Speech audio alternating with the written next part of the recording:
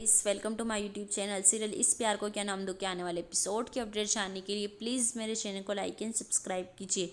Episode की शुरुआत अर्णव के परिवार में मंदिर में आने से होती है।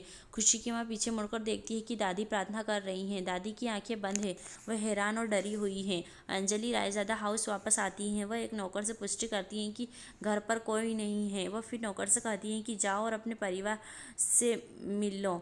गरिमा चुपचाप वहाँ से भाग जाती हैं। खुशी चारों ओर देख रही है और वो वहाँ दादी और अर्णव के परिवार को देखती हैं। पायल बुआजी से कहती है कि अर्णव हमसे कहा कि तुम सब मंदिर आ रहे हो तो हम भी यहाँ आ गए। पायल पूछती है कि गरिमा कहाँ है। खुशी कहती है कि वह यहीं थी, न जाने कहाँ चली गई। बुआजी खुशी को बुलाने के लिए कहती हैं। गरिमा एक ऑटो के में घर वापस जा रही हैं और आकाश उसे देखता है, लेकिन इससे पहले कि वह उसे बुलाता वह पहले ही निकल चुकी है होती है। गरिमा फ़ोन उठाती है और खुशी से कहती है कि वह घर जा रही है क्योंकि वह नर्स को दवा के बारे में बताना भूल गई। खुशी कहती है कि तुम बस घर पर बुला सकती थी।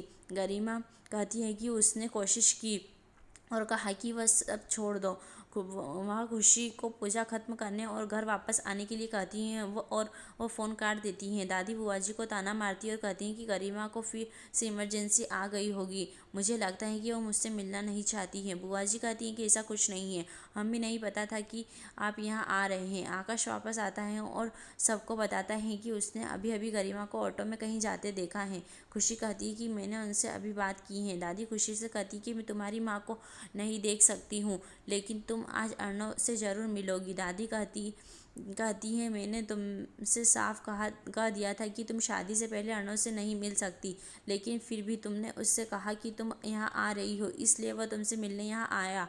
नानी खुशी का बचाव करती हैं। पायल खुशी को एक तरफ ले जाती है और बताती है कि अर्णव बाहर इंतजार कर रहा है। खुशी वहाँ जा रही होती है और उसे अर्णव का फ़ोन आता है। अर्णव कहता है अब तुम्हारी पूजा होनी चाहिए, तुम कब बाहर आ रही हो। खुशी कहती है कि इसके लिए दादी मुझ पर आरोप लगा रही हैं। अर्णव कहता है मुझे परवाह नहीं है कि दादी क्या कहती। खुशी कहती है लेकिन मुझे परवाह है। फिर कहती है छोड़ो ये सब, मैं नहीं चाहता कि अब आप नाराज़ हो, वह भी तब जब मैं यहाँ भगवान से हमारे विवाह की अनुमति लेने आई हूँ। वह कहती है कि यह भी एक रस्म है। अर्णव कहता है कांड ठीक है और फ़ोन काट देता है। सभी पूजा की तैयारी कर रहे हैं। अचानक अर्णव के मंदिर के अंदर आने से हर कोई चौंक जाता है। अर्णव कहता है क्या हुआ, यह रस्म सही है, आपको कुलदेवी से विवाह की अनुमति चाहिए। मनोरमा नानी से चुटकी लेने के लिए कहती है। वह अर्णव और मंदिर में विश्वास नहीं कर सकती। खुशी अर्णव से हाथ जोड़कर प्रार्थना करने को कहती है। खुशी प्रार्थना कर रही है और अर्णव उसे देख रहा है और मुस्कुरा रहा है।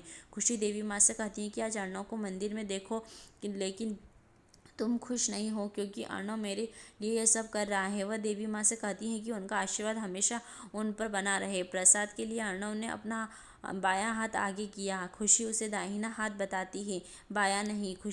अर्णव खुशी से पूछता है कि अब हमें शादी की इजाज़त मिल गई, अब खुशी उसे एक मुस्कान देती है। नानी अर्णव से कहती है कि अगर अंजलि यहाँ होती तो तुम्हें मंदिर में देखकर बहुत खुश होती। एक तरफ पायल खुशी से कहती है कि अर्णव तुम्हारे लिए ये सब कर रहा है।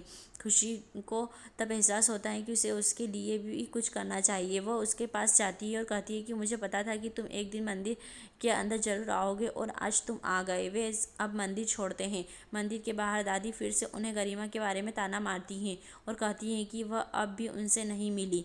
रायजादा के घर पर अंजलि ने किसी के लिए चाय बनाई है। वह चाय देती है और कहती है कि हम जितनी चाहे उतनी बात कर सकते हैं। रायजादा हाउस में श्याम वापस आ गया है।